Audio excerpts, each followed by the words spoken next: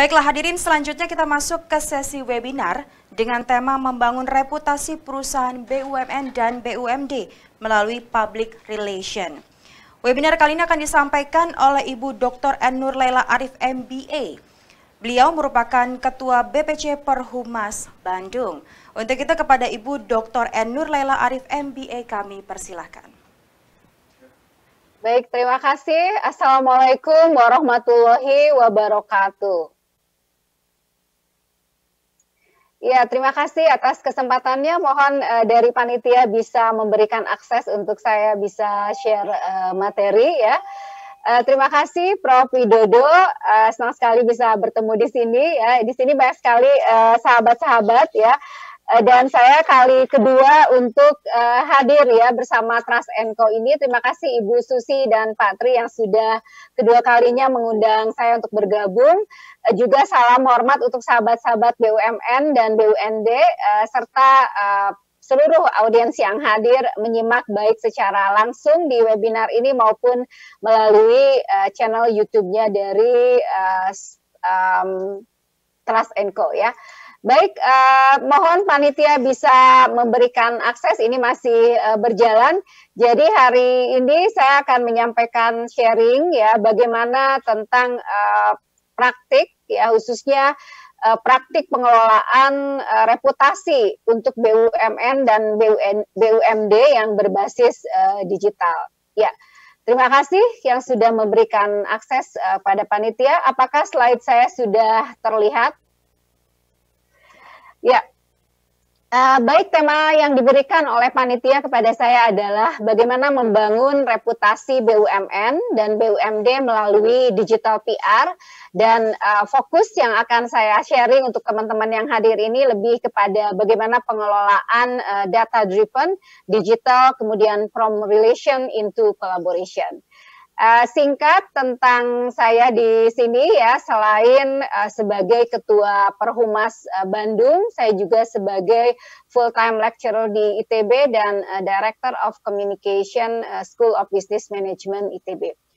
Baik, langsung saja ya, bicara tentang digital challenge, apa yang bisa tadi kita sudah menyimak ya paparan dari Ibu Susi maupun dari Prof. Widodo ya.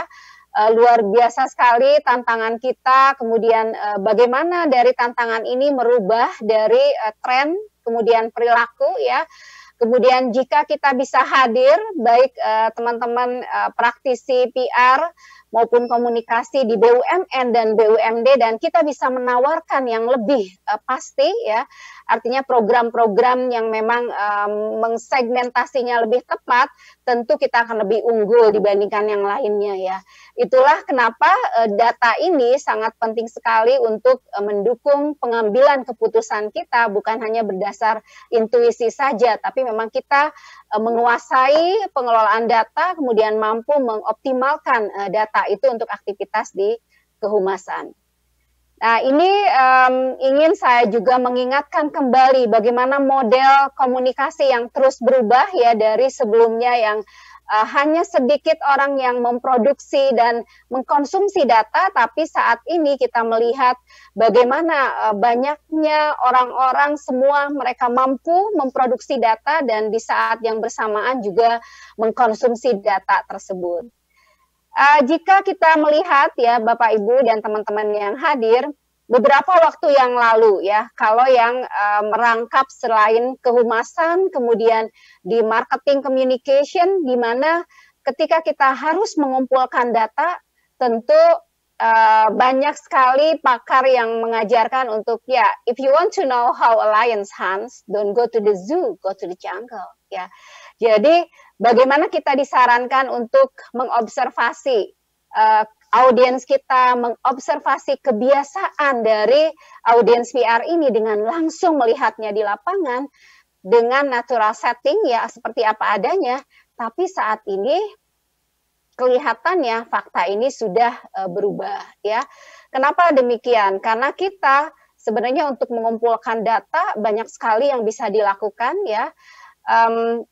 Dalam kaitan ini saya ingin mengencourage teman-teman humas BUMN maupun BUMD ya untuk kita mau tidak mau harus belajar bagaimana caranya kita mengkoleksi data, tahu bagaimana caranya mengkoleksi data, kemudian mengoptimalkan data-data yang kita miliki tersebut, karena kita sedang berada di era digital. Ya, baik, sebelum saya meneruskan, ya, saya ingin menayangkan satu buah video, ya, secara singkat, hanya sekitar 2 menit saja, ya, untuk menunjukkan bahwa jika dulu untuk mendapatkan data kita harus survei, ya, harus menyebarkan kuesioner secara langsung, bahkan mewawancara secara langsung, ya. Tapi saat ini semua itu bisa dengan mudah kita dapatkan, ya. Saya akan menayangkan sebuah video singkat, ya, dan untuk mengoptimalkan tayangan video ini, saya akan mematikan video saya. Bagaimana perusahaan-perusahaan besar mengumpulkan data-data customer, ya. Seberapa lama kita melihat sebuah tayangan, kemudian yang diungkap langsung oleh, kalau di perusahaan kita menyebutnya oleh whistleblower, ya. Mereka adalah orang-orang yang berada di balik pengumpulan data, ya, yang sudah terlibat dengan Facebook, dengan Twitter, dengan Google. Kemudian mereka menyampaikan informasinya kepada publik bahwa faktanya data kita, ya, apa yang kita lakukan selama ini dimonitor, ya. Oke, dari sini saya kemudian terlibat dengan beberapa perusahaan big data, ya, termasuk kami juga bekerja sama dengan Kazi Big Data, ya, untuk mengoptimalkan data ini. Ini saya berikan contoh secara singkat saja. Bagaimana ketika perjalanan, ya, kita katakanlah saya dari Bandung, kemudian perjalanan menuju Jakarta, dan sebanyak apa data itu dikumpulkan, ya. Ini dari mulai saat kita memesan tiket mungkin di Traveloka, kemudian karena saya masuk melalui kereta api dari Bandung, stasiun Bandung ke Gambir, tentu dari mulai parkir, kemudian tiket dicetak, kemudian check-in, ya, sampai keluar di Gambir, kemudian nanti masuk mau istirahat dulu di co-working space, ya, di situ melakukan membuka handphone kita, ya, searching, kemudian ketika tiba di bandara, ya, mungkin kita belanja, kemudian boarding pass kita dibaca oleh sistem, ya, kemudian check-in di airport, memesan makanan, memesan taksi. Ketika kita tiba di lokasi, katakanlah saya mau ke Bali, saya ambil foto di Bali, ya, di bandaranya, data kita terkolek di situ, kemudian pada saat saya istirahat di musola, ya, di situ juga mungkin saya membuka aplikasi, kemudian memposting sesuatu, dan termasuk di toilet pun, ya. Jadi ini adalah real bagaimana data kita dikumpulkan, ya. Dan apa yang ingin saya sampaikan di sini sebagai praktisi PR, ya, baik di BUMN dan BUMD, betul seperti tadi Prof. Widodo sampaikan. Artinya tidak hanya humas di perusahaan swasta saja, ya, humas di BUMN dan BUMD harus sudah mulai melihat bagaimana potensi untuk kita mengelola data ini untuk kepentingan marketing communication, ya, karena lining dari humas dan PR saat ini di korporasi juga sudah semakin tipis, ya.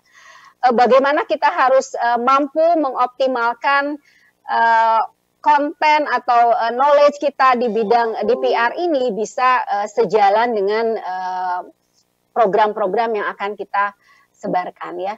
Ini salah satu contohnya, ya, di perguruan tinggi sekalipun, karena kebetulan saya di SBM mengelola komunikasi dan kami melakukan marketing, ya. Bagaimana mengoptimalkan data, jadi bekerja sama dengan Big Data Lab kami, kemudian bekerja sama dengan agensi dan mengalokasikan sejumlah budget untuk Google Ad, ya. Seperti contohnya ketika ada orang yang sedang membaca artikel tentang Harvard, ya, kemudian ketika ada orang yang membaca tentang di Jakarta Post, ya, dan ini konten-konten lainnya yang kelihatannya mereka mencari untuk kuliah lagi, ya, kemudian iklan kita masuk di sana, ya, dan datanya luar biasa, ya, termasuk kita ingin lebih segmentasikan ke arah mana kampanyenya, edukasinya itu juga betul-betul lebih terasa efektifnya dan berdampak, ya. Saya juga pada kesempatan ini ingin mengucapkan terima kasih kepada Trasco ya. Tahun 2020 SBM ITB menjadi salah satu kampus yang paling banyak di searching secara googling secara langsung ya, dan mendapatkan penghargaan dari Trust Co untuk the most branding yang paling dicari dari perwakilan perguruan tinggi. Baik, ini yang ingin saya tunjukkan ya, bagaimana kita muncul di semua cross platform ya, tidak hanya di news saja tapi di YouTube, kemudian di sosial media lainnya. Lalu apa kira-kira yang bisa kita optimalkan ya? Ini dari salah satu buku saya, Corporate Communication. Di setiap fungsi-fungsi di sini sebagian besar adalah digital dan centralized serta terintegrasi. Ya, jadi fungsi dari kehumasan baik di BUMD maupun BUMN harus betul-betul sebuah fungsi manajemen yang mensupport beberapa unit-unit yang ada di korporasi, sehingga betul-betul memberikan dampak untuk membentuk reputasi baik untuk building, maintaining maupun protecting reputation. Ya, dan terakhir saya ingin menambahkan bahwa untuk menjadi digital kita harus semakin firm bahwa every company is media company. Ya, tidak ada hambatan lagi untuk kita merasa terbatas dengan budget kita ya, karena saya paham di BUMN maupun khususnya di BUMD mungkin tidak leluasa untuk mengelola budget, tapi dengan adanya aktivitas kita secara digital, kemampuan kita secara digital, ini untuk memastikan bahwa every company is media company, EC equal MC ya. Ini yang perlu kita tangkap di sini.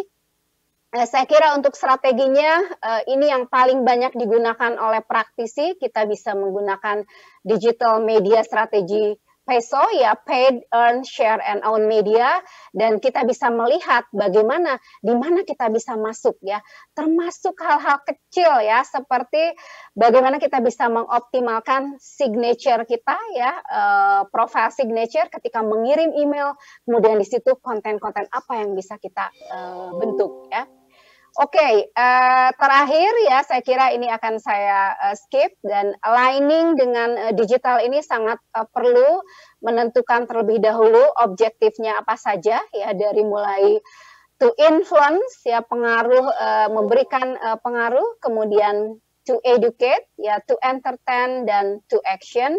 Dan tentu apa yang kita rencanakan dari masing-masing BUMN dan BUMD ya di digital ini, bagaimana journey atau digital journey yang perlu kita kembangkan ya, dari mulai ketika orang itu mengunjungi website kita ya, kemudian mereka juga tidak akan langsung mengambil keputusan ya, artinya memang perlu melakukan upaya-upaya termasuk membaca review, baru kemudian action ya, membeli atau mengklik atau apapun yang sudah kita tujukan di awal.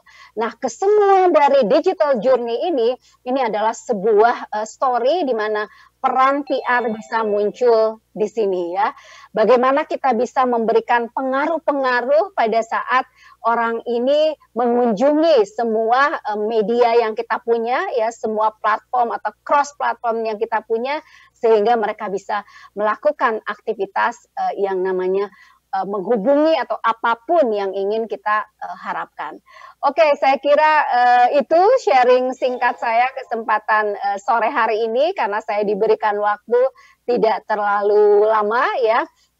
Saya kira terima kasih atas perhatiannya. Untuk lebih detail apa yang saya sampaikan ini ada di dalam kedua buku saya ya. Terima kasih sekali lagi untuk Trasco atas kesempatannya. Salam perhumas. Wassalamualaikum warahmatullahi wabarakatuh.